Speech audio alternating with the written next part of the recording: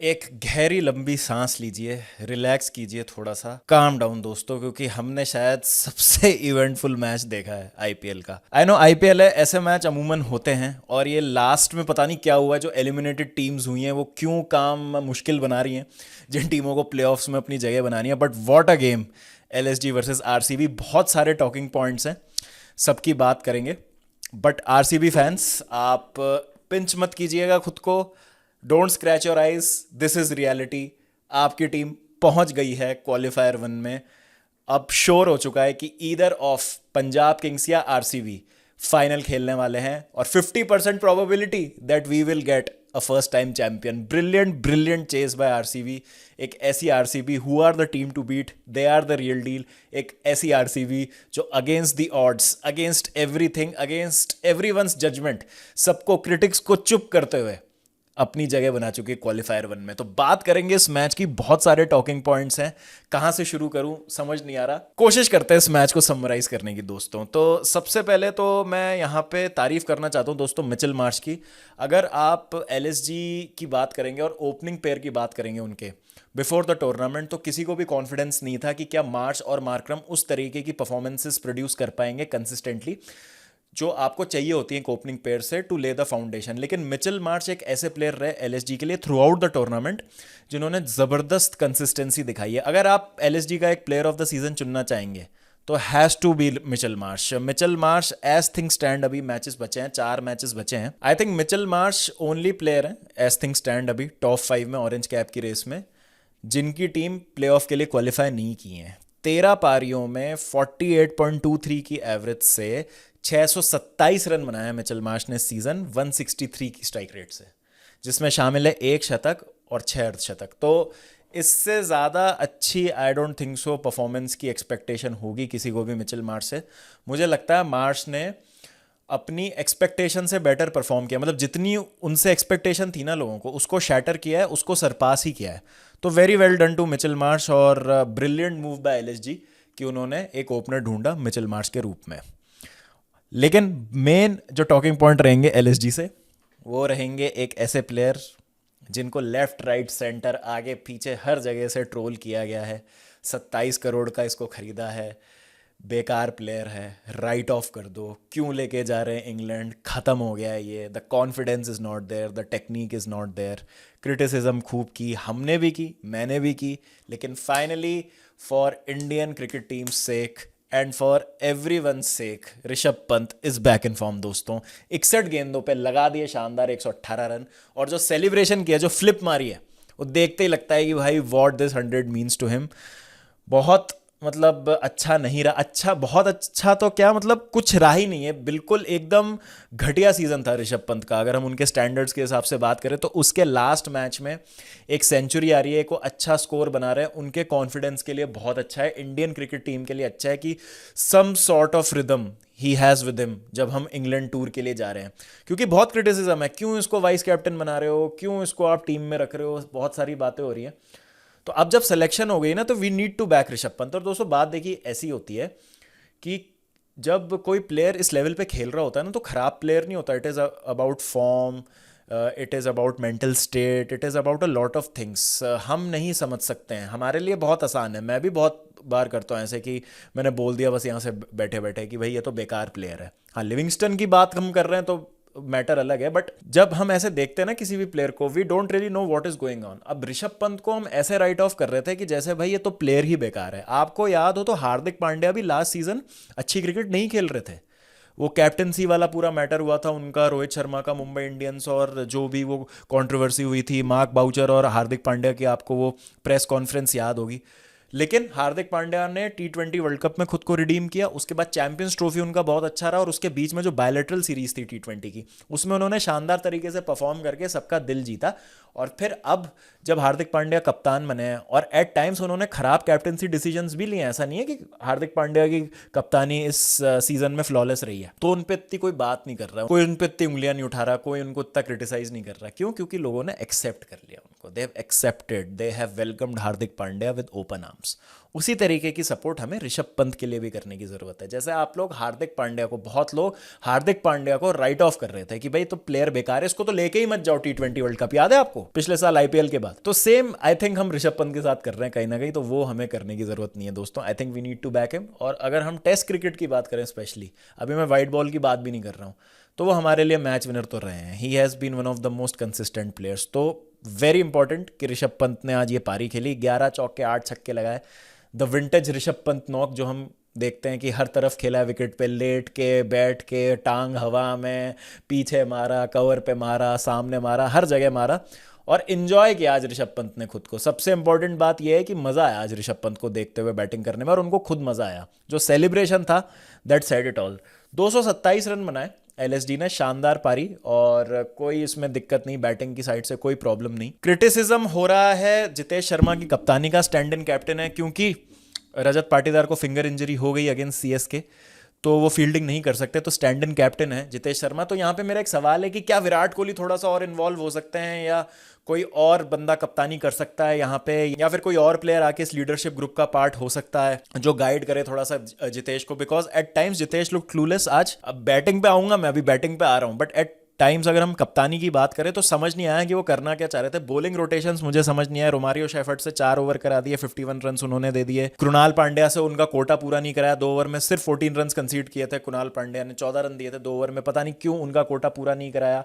यश दयाल का भी 1 ओवर बचा था, हालांकि यश दयाल भी काफ़ी महंगे साबित हुए थे, बट मुझे वो चीज़ समझ नहीं आई कि आपने पांड्या को यूज़ क्यों नहीं किया, उनके पूरे 4 ओवर क्यों नहीं कराए, क्योंकि उस सिचुएशन में जहाँ पे इतनी बुरी तरीके से आपकी पिटाई हो रही है, कृणाल एक ऐसे खिलाड़ी हैं जो आपको ब्रेक थ्रू दिलाते हैं, और उनकी इकोनॉमी कोई भी कंडीशन हो, बहुत रेयरली होता है कि 8 9 10 ऐसे वो रन खा रहे हैं। आज भी देखें तो सबसे किफ़ायती बॉलर थे उनके 2 ओवर में। हीरो रहे RCB के लिए बॉल से नुवान तुषारा, 4 ओवर में 26 रन देके 1 विकेट लिया। ब्रिलियंट चेंज ऑफ लेंथ और पेस जो उन्होंने किया, ब्रेट्सकी को जो बोल्ड किया, बहुत ही बढ़िया यॉर्कर थी, स्विंगिंग यॉर्कर। तो ये पॉजिटिव्स थे RCB की बॉलिंग में, but otherwise it was a Marsh Pant show. कुछ नहीं कर सकती थी RCB की टीम जैसे आज पंत खेल रहे थे स्पेशली।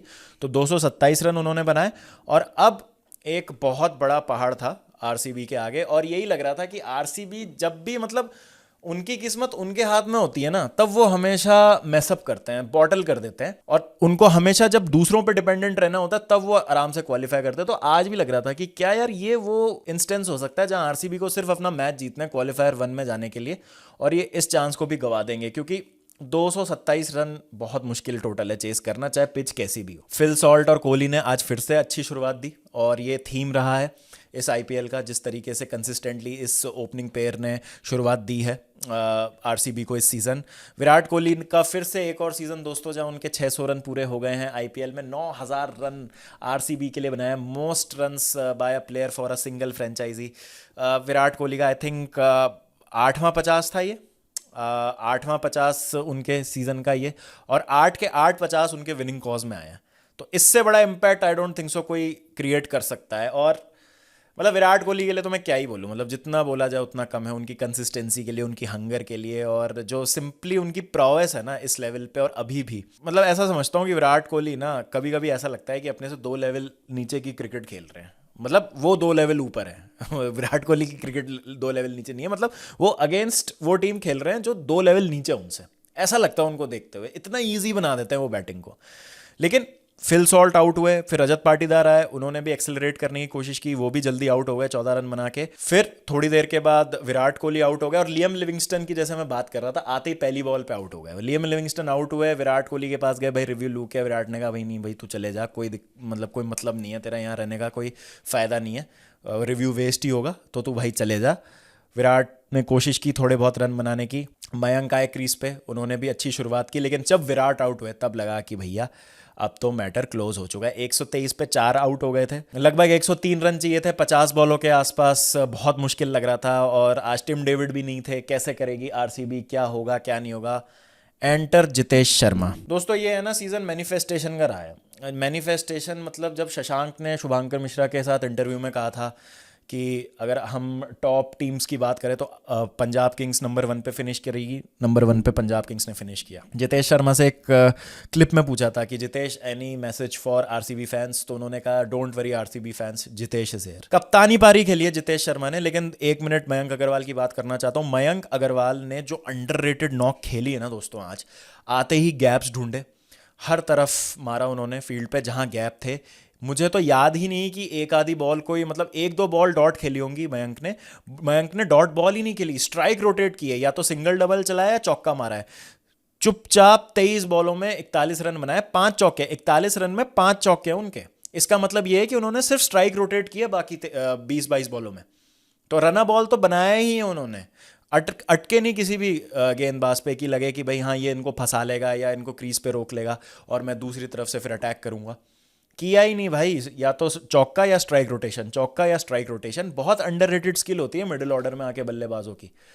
राजस्थान रॉयल्स इसी वजह से मात खाई है इस सीजन कि उनकी स्ट्राइक रोटेशन बिल्कुल नहीं हो रही थी मिडिल ऑर्डर में, इस वजह से वो मैचेस फिनिश नहीं कर पा रहे थे जो लास्ट में रह जाते थे। तो ये एक बहुत इंपॉर्टेंट स्किल है, अंडररेटेड स्किल है, इसका आपको कोई अवार्ड नहीं मिलता है ना, इसकी इतनी तारीफ होती है, बट ये जो किया है ना मयंक अग्रवाल ने, ये बहुत ज़रूरी होता है। और फिर आते हैं हम जितेश शर्मा की पारी पे, 6 छक्के 8 चौके, और मतलब बुरी तरीके से धो दिया आज उन्होंने एलएसजी की गेंदबाजी को। एलएसजी अगेन आज जिस तरीके से उनने अपना बॉलिंग अटैक सेटअप किया था, आकाश ने अच्छी गेंदबाजी की, लेकिन विल और उर्क का तो मुझे लगता है दोस्तों आज करियर ही खत्म कर दिया जितेश शर्मा ने, जिस तरीके से उन्होंने उनकी पिटाई की है। पहले ओवर में कोहली और सॉल्ट ने उनको मारा था, फिर जितेश ने जैसे उनको मारा है, oh my God, what a knock by Jitesh Sharma. 74 run दिए विल और उर्क ने। अगेन एक छठे बॉलर की कमी खली है आज, बिकॉज जब शाहबाज को रन पड़ रहे हैं, आवेश को रन पड़ रहे हैं, विल और उर्क 74 रन खा चुके हैं 4 ओवर में, आकाश एक इनएक्सपीरियंस बॉलर, तो आप कहाँ पे फिर लगाएंगे अपना दाव कि भाई कौन सा वो एक बॉलर है। आयुष बदोनी पे आप नहीं भरोसा कर सकते उस समय जब रन बहुत ज़्यादा पड़ रहे हैं। एकमात्र जो उनके रिलायबल बॉलर है वो है दिग्वेश राठी, उन्होंने सही बॉलिंग की। दिग्वेश राठी पे भी मैं अभी आऊँगा क्योंकि वो भी एक अलग टॉपिक था जो आई थिंक 18th या 17th ओवर था, जो भी वो दिग्वेश राठी का ओवर था जिसमें इतनी सारी चीज़ें हुई थी। बट उसके अलावा अगर हम बात करें तो चाहे स्लोअर बॉल हो, शॉर्ट बॉल हो, स्लॉट में बॉल हो, जितेश शर्मा ने हर बॉल को बराबर मारा। अब आते हैं दिग्वेश राठी पे।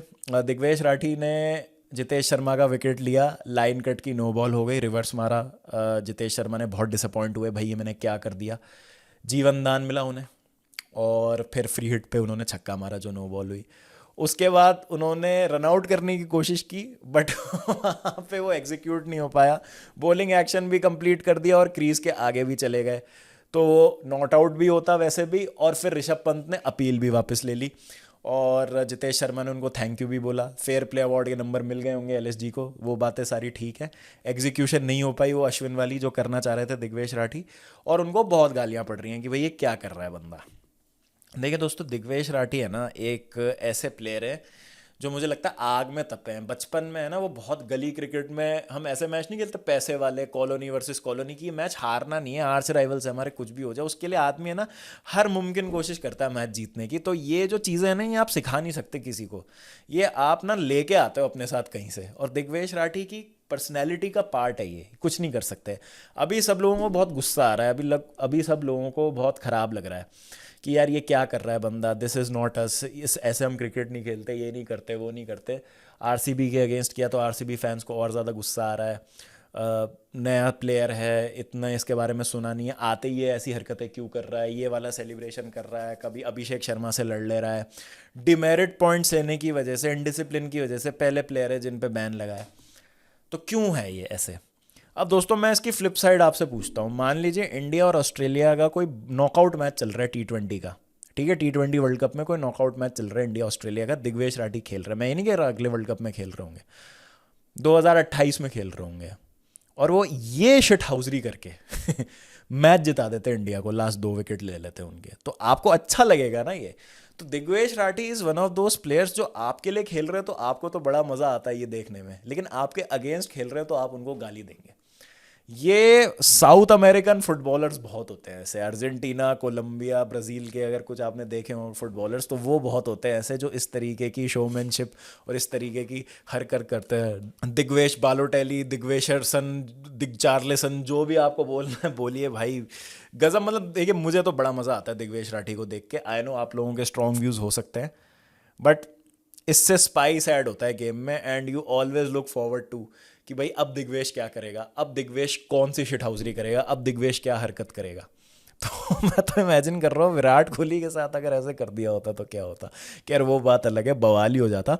But coming back to Jitesh Sharma, कप्तानी खराब हुई लेकिन कैप्टन नॉक खेली भाई। उन्होंने कहा कि चलो ठीक है, मुझसे जो गलतियां हुई उनको मैं कप्तानी में सुधारूंगा। 257 का स्ट्राइक रेट था दोस्तों, 33 बॉल में 85 रन। आई थिंक जनरेशनल पारी खेली है, और ये जितेश शर्मा के ना करियर के लिए बहुत इंपॉर्टेंट नॉक हो सकती है, क्योंकि एक मस्ट विन मैच था आरसीबी के लिए, अंडर प्रेशर थी आरसीबी।